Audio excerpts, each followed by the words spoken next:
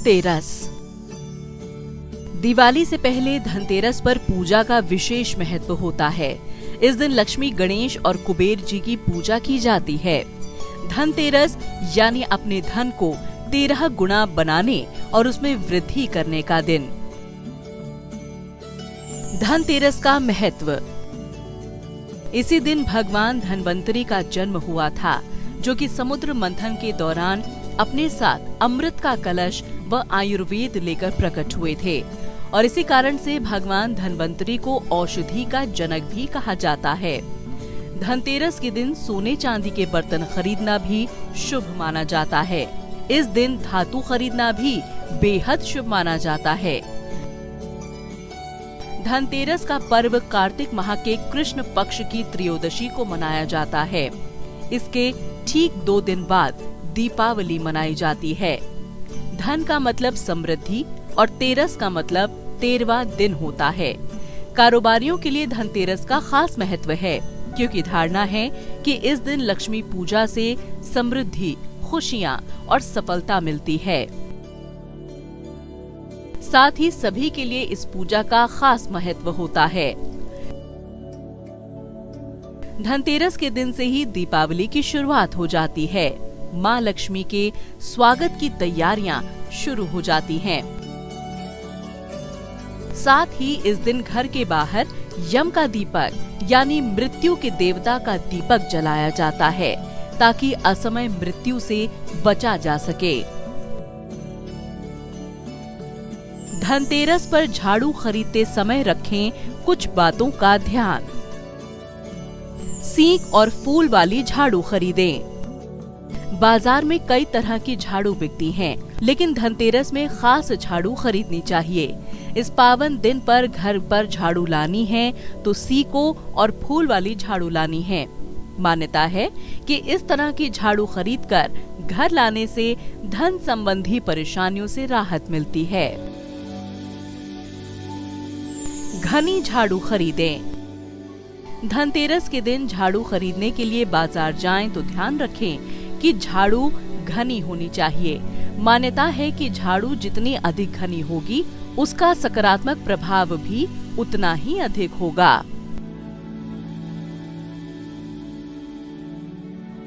टूटी सींग वाली झाड़ू न खरीदें। अगर धनतेरस पर सींग वाली झाड़ू खरीद रहे हैं तो ध्यान रखें कि झाड़ू की सींग टूटी हुई ना हो।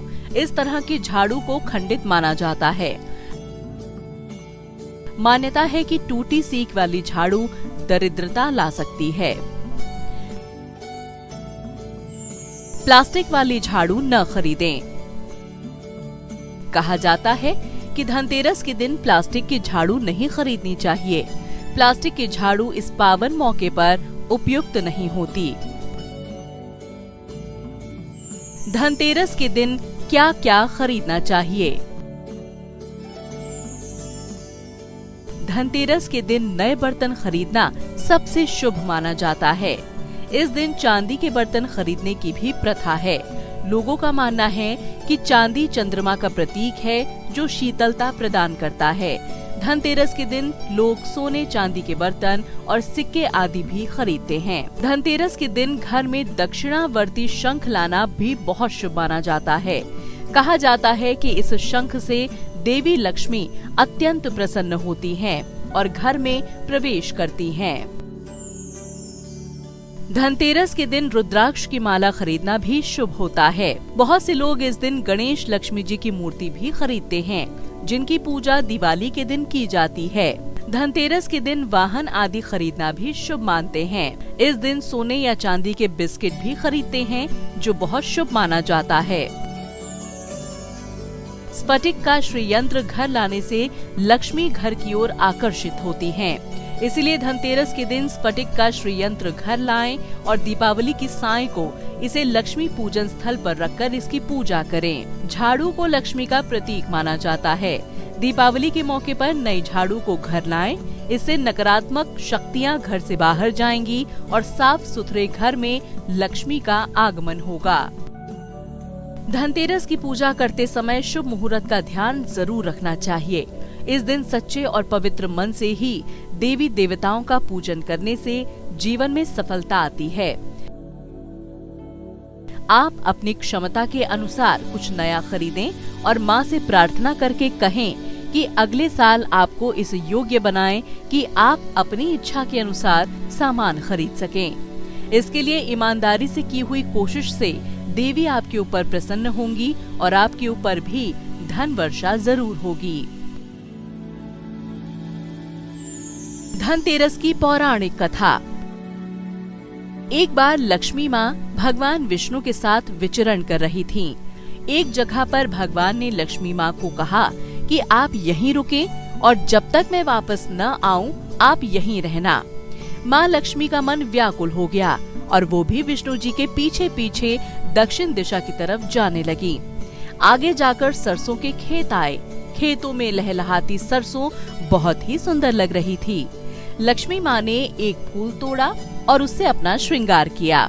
आगे जाकर गन्ने के खेत आए तो उन्होंने गन्ने के रसीले मीठे रस का आनंद भी लिया।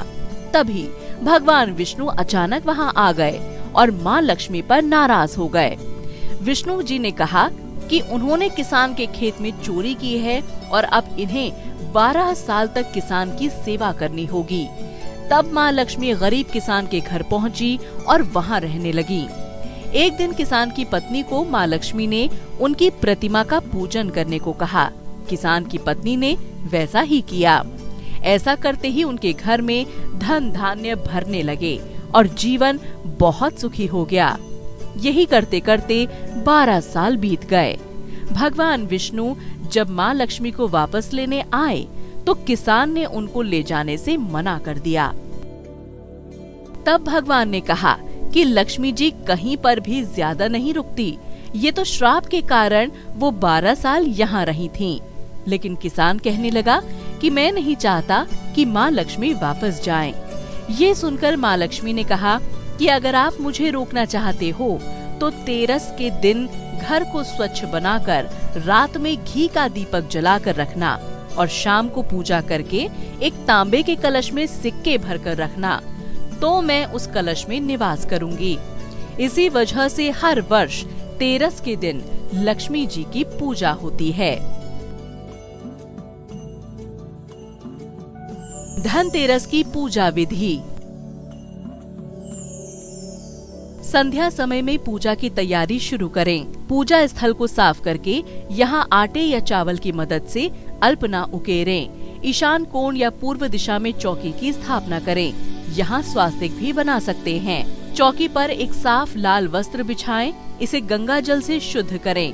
अब सभी भगवानों के आसन के स्वरूप में इस पर कुछ अक्षत डालें। इस चौकी पर माता लक्ष्मी को स्थापित करें। माता लक्ष्मी के साथ ही कुबेर यंत्र को कुबेर देवता के रूप में और एक सुपारी को श्री गणेश जी के रूप में स्थापित करें। अब एक कलश में जल भरें। इसकी ग्रीवा पर कलावा बांधें। अब चौकी पर कुछ अक्षत डालकर यहाँ इस कलश को स्थापित करें।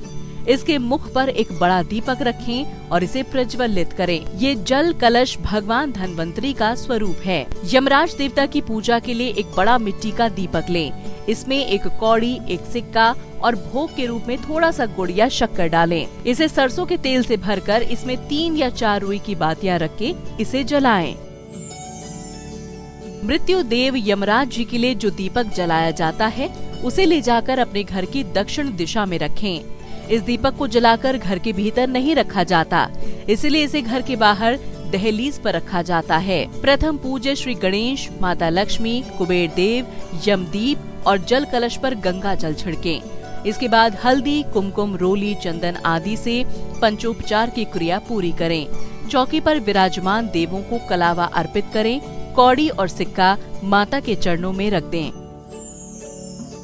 इसके बाद सभी भगवानों को अबीर, गुलाल और अन्य सुगंधित चीजें चढ़ाएं और धूप अगरबत्ती जलाएं। साथ ही सभी दीपकों को प्रज्वलित करें। धनतेरस के दिन आपने जो भी सामग्री खरीदी है उसे पूजा में चौकी के पास अवश्य रखें। खील, बताशा और धनिया भी माता लक्ष्मी को धनतेरस के दिन अवश्य चढ़ाएं। सोने चांदी के आभूषण, सिक्के, बर्तन, नई झाड़ू, धान, मूंग आदि भी पूजा में अवश्य रखें। चांदी या अन्य किसी भी धातु की साफ कटोरी में खीर और फल मिष्ठान का भोग लगाएं। पूजा में अपनी क्षमता के अनुसार दक्षिणा भी रखें। अब कपूर से आरती करें और सब में प्रसाद वितरित करें। धनतेरस का ये पर्व आप सभी के जीवन में नई उमंग लेकर आए। आप पर माता लक्ष्मी का आशीर्वाद सदैव बना रहे। आप सभी को पुनः धनतेरस की शुभकामनाएं।